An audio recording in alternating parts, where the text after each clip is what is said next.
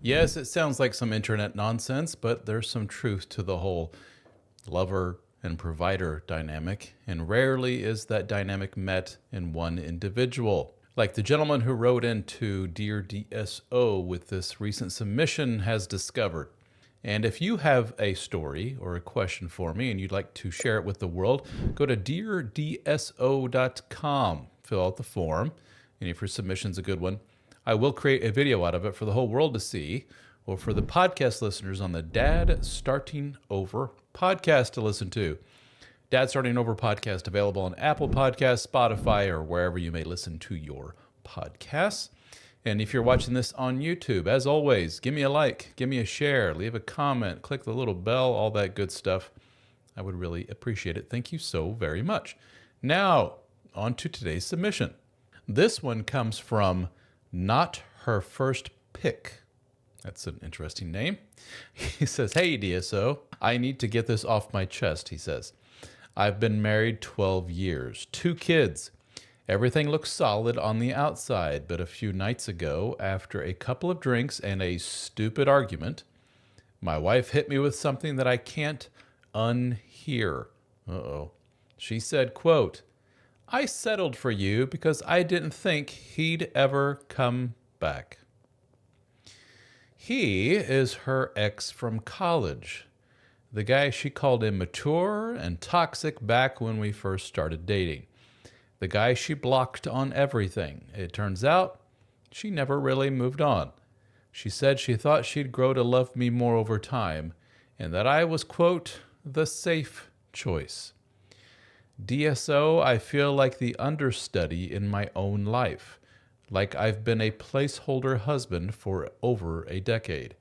Now, I can't stop wondering, was any of this real? Why do women do this? And what the hell am I supposed to do now?" That's a tough one, dude.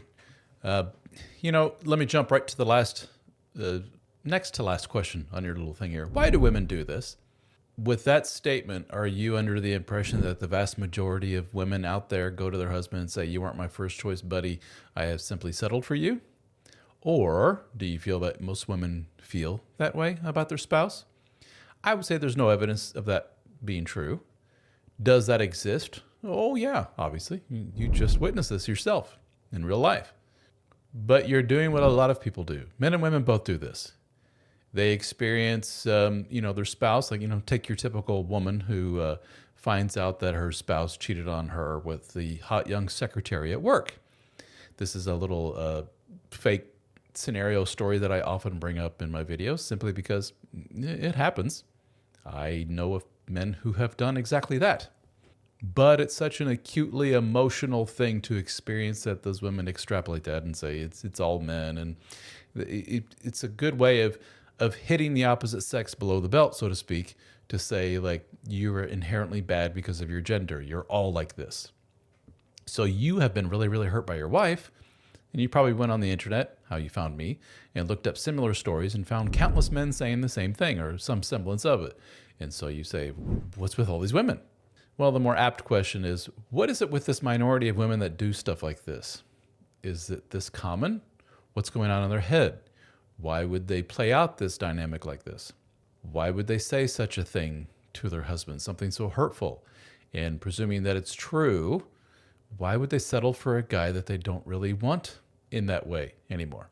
Yes, as I alluded to in another video, there is scientific data that shows us that the dual mating strategy hypothesis when it comes to female infidelity does seem to hold some weight. In other words, cheating women, it would seem, when we look at a large population size, and we talk to the women about why it is that they cheated, often they will point to characteristics of their affair partner that seems to point to he's better genetic material than the guy who I chose to raise my children and go through life with. Much like the guy who is with his 50-some-year-old wife who's postmenopausal and he has an affair with the 28-year-old secretary. At a very primal level, 50-some-year-old wife is no longer fertile, no longer a sexual creature in his eyes, so he sees this young, fertile gal at work, and he takes advantage of that opportunity, and away he goes in an affair. If we were to ask that guy at the time, why is it that you had this affair with this woman? He'll probably say, she made me feel good. She was nice. My wife was a real crabby person to me and was always nitpicking and made me feel bad. And coming home to her was awful. This woman made me feel really welcome, and she was very sweet. What he won't tell you is that, oh yeah, and there's also this underlying biological thing that pushes me to be attracted to younger women.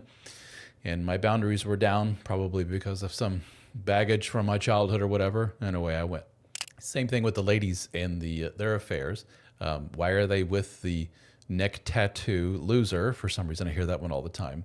A guy with a criminal record who has a history of really bad relationships and has children from several women in all these different relationships. Why did your wife pick him, this big quote unquote loser, out of all the men out there? And it would seem at a visceral level, it's because he's, Mr. aggressive bad boy type who checks a box that Mr. Comfortable family man never has. And that's horrible to say out loud. It's very emasculating to Mr. Family Man, Mr. Provider Man. But let's just, put it out there. That's what's going on in a lot of these cases. Not all the cases for sure, no. But a lot of them, yeah. So much so that we have, like I say, scientific data to bear this out. And you can see my other video about the dual mating strategy on just that. So it would seem that your wife did what, by the way, I have heard out of the mouths of women in my life. I can think of three women who have done exactly this, which is I was with the quote love of my life, who was very exciting, fun, sexy. We really clicked at a very visceral, animalistic, lustful love level. And he said, I don't want to commit to you. Sorry, see you, goodbye. And left the woman high and dry and left her, wondering, what the hell am I supposed to do now? I fell in love. I gave this man everything, all of my emotion and time and everything to this man. And yes, sex, and he has left me. So I'm going to swing the pendulum over here to the complete opposite end of the spectrum and move away from exciting, sexy, fun. I want safe and secure. This domestic creature that I know is going to be there for me no matter what. He's not going to leave me like that last dickbag. He's going to be a great father. He's going to be a great provider, somebody to go through life with. And if she was very, very honest with herself at the time of getting with this dude, she would say, but does he check some of those sexy, lustful, overwhelmed by romantic feelings boxes? And the answer, often, not always, the answer is no. But he does all these other things. He's a really great man. I've talked about in other videos how it would seem that when a lot of women in our lives feel very cornered, they will do whatever they can and say whatever they can to get you the hell away from them. And this is a really big get the hell away from me. So question is, why do you guys have so much resentment build up between the two of you that there's no way out of it, and this is her last ditch effort to get you the hell away from her? Is there potentially somebody else in the picture? I'm sorry, dude, but that's really common in my world. Guys that reach out to me and say, this woman just dropped this major bomb on me out of nowhere. We had a little argument about something, and now she's done this, and there's no way to ever come back from this. More often than not, it's, dude, you might want to check her phone or something because something's up here. And sure enough, yeah, there's another dude in the picture. So what are you supposed to do now? I don't think anybody can come back from this. Do you? I'm trying to think if there's an equivalent, because with the genders flipped, because I'm telling you, every time I do some video like this, there's a lot of ladies that come in the comments, usually on Facebook, to say like, what a shithead thing to say. The guy needs to be more mature, more secure in himself to be able to deal with something like this. I'm sure she just said it in an emotional moment, and they may have a point, but there's also repercussions for saying such awful things. And one of those repercussions is your partner may say, I don't think I can look past this. I don't think this is something that I can just move on from.